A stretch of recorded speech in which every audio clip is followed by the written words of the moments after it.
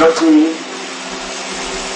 और रुद्र तीनों एक ही पर्याय हैं। यह अलग बात है कि हम देवताओं को अलग अलग टुकड़ों में बांट करके देखने के आदि हो चुके।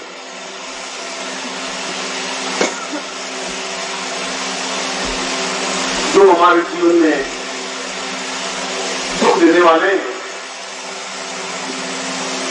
और इससे भी बड़ी बात कि हमारे जीवन के अभाव, कष्ट और बाधाओं को दूर करने वाले।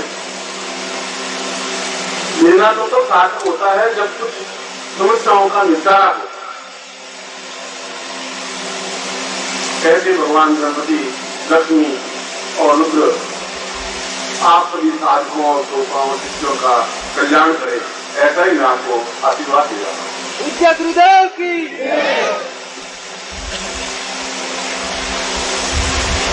कल मैंने अपने प्रवचन में ये बात कही थी कि हम जो कुछ भी बोलते हैं वो अपने आप में शब्दमय, ब्रह्ममय होता है। इसलिए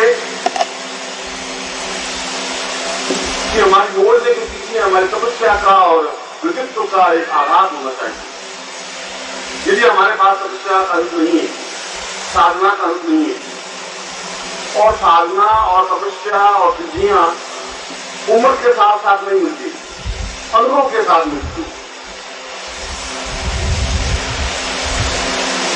जीवन में बड़ा आदमी उम्र से नहीं आता जाता। आयु वृद्धों की न वृद्ध, ज्ञान वृद्धों की वृद्ध। जो ज्ञान से वृद्ध है वो वृद्ध है, जो आयु से बड़ा है, आयु से वृद्ध है, उसको वृद्ध नहीं कहते। इसलिए जब सुखदेव प्रवचन करने बैठे, 12 साल के सुखदेव और 126 साल के उनके पिता नीचे मंच पर बैठे, नीचे, और मंच के व्यासपीठ पर सुखदेव बैठे 12 साल। शिष्यों ने कहा ये सब अनर्थ हो रहा है, ये तो गलत हो रहा है। पिता नीचे बैठे और पुत्र ऊपर व्यास बुद्धि पर बैठे, ऐसा कैसे संभव है? ये तो हमारी भारतीय परंपरा की विपरीत है। शास्त्र में साध नहीं, शास्त्र की मर्यादा ही नहीं। गुरु को और ज्ञान को उम्र से नहीं आंका जाता, उनके ज्ञान से आंका जाता है। निश्चय ही इनके पिता के अनुभव और ज्ञान और साधना और सिद्धियों की अपेक्षा सुखदेव ज्यादा अनुभवी हैं, ज्यादा ज्ञानवान हैं और व्यासपीठ के अधिकारी हैं।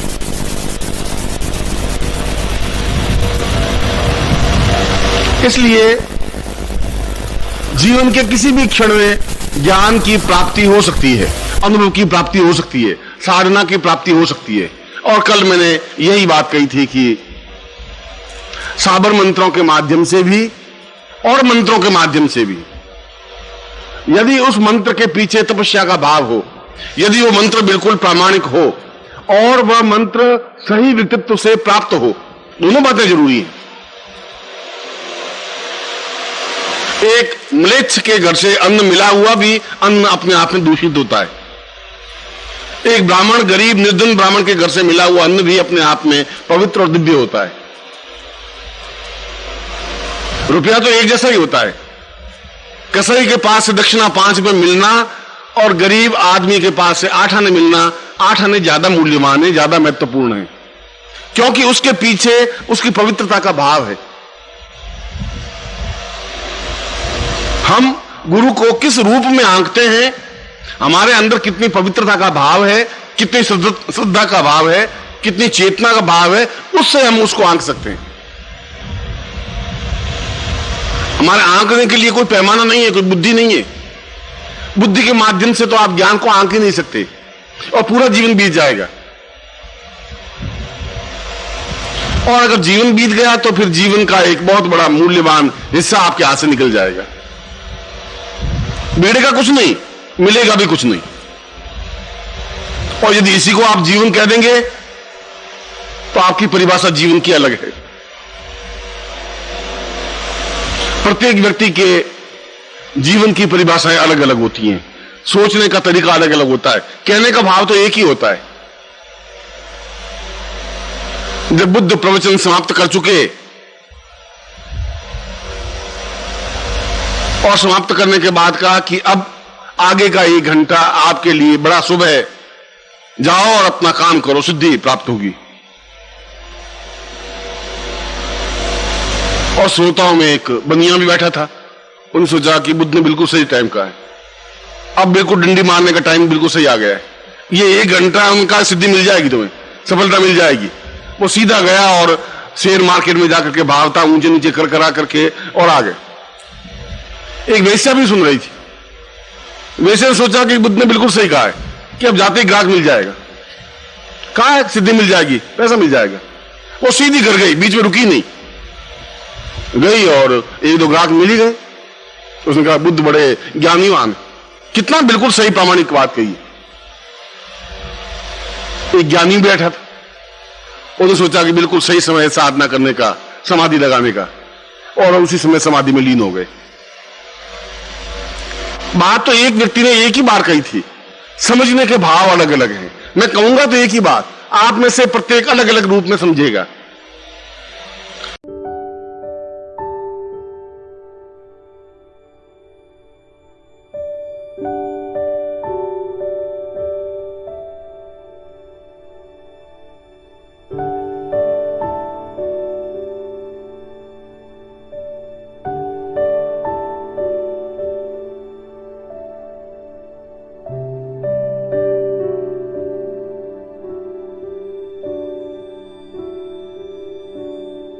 जैसी आपकी बुद्धि है, जैसे आपके विचार है, जैसी आपकी धारणाएं, जैसा आपका चिंतन है, उसी प्रकार से आप समझ सकेंगे।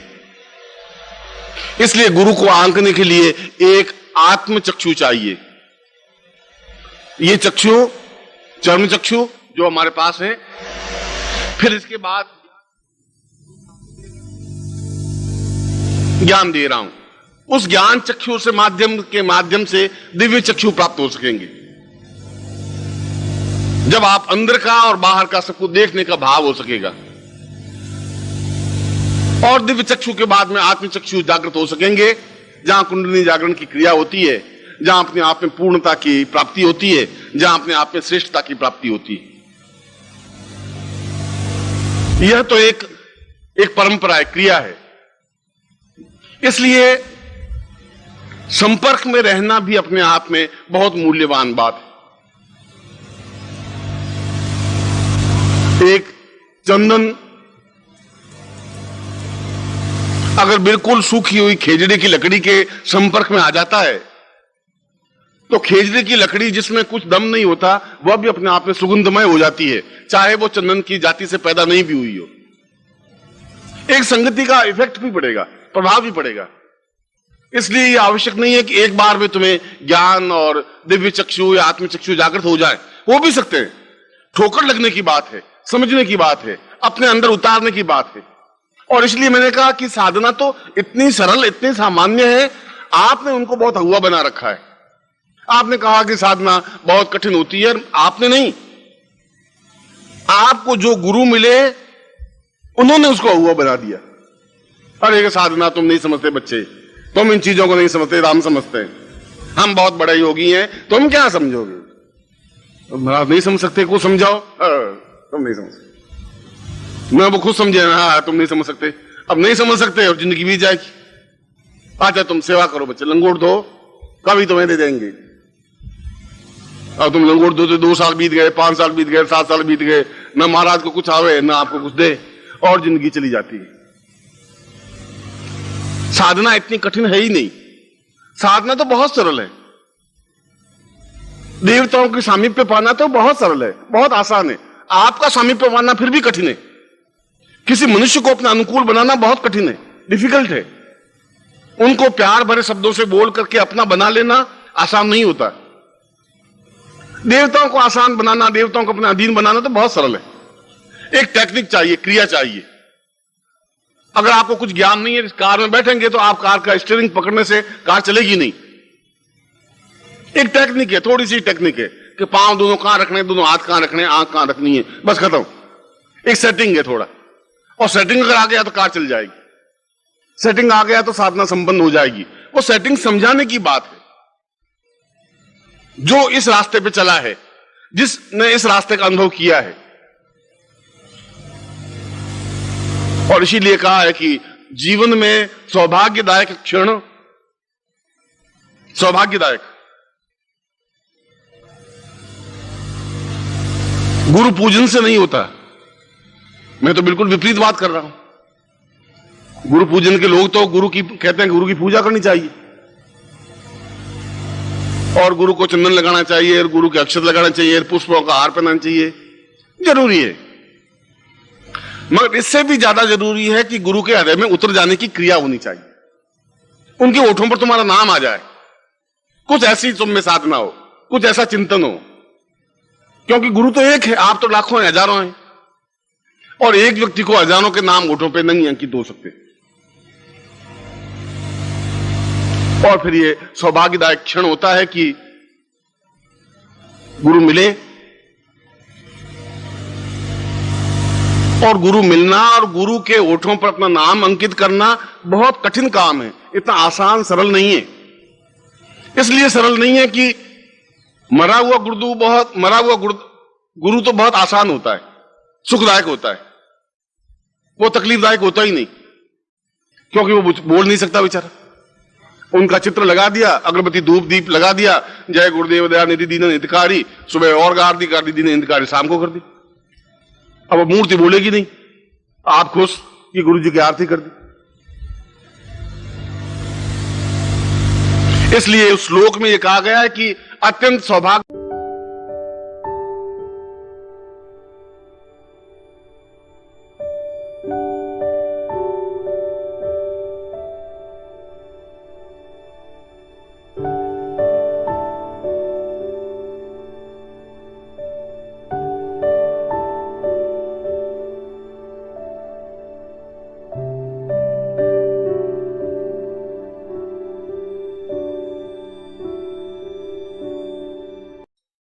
ओम परम तत्वाय नारायणाय गुरुभ्यो नमः।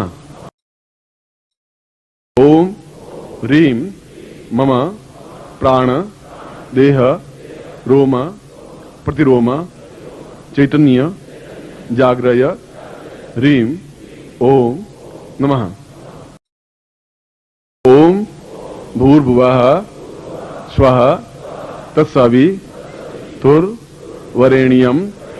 भर्गो देवस्य धीमहि धियो यो नः प्रचोदयात्।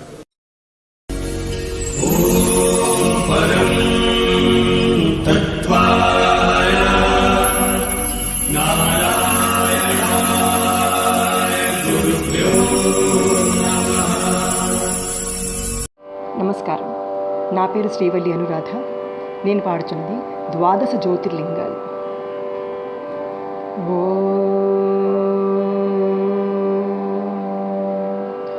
ఓం సౌరాష్ట్రే సోమనాథం చ శ్రీశైలే మల్లికార్జునం ఉజ్జయిన్యాం మహాకాళ ఓంకారమమరేశ్వరం प्रज्वल्यां वैद्यनाथं च ढाकिन्यां भीमशङ्करं सेतुबन्धेतु रामेशं नागेशं दारुकावने वाराणस्यान्तु विश्वेशं त्रयम्बकं गौतमीतटे हिमालये तु केदारं ग्रुष्मेशं च विशालके एतानि ज्योतिर्लिङ्गानि सायं प्रातः पठेन्नरः सप्तजन्मकृतं पापं स्मरणेन विनश्यति।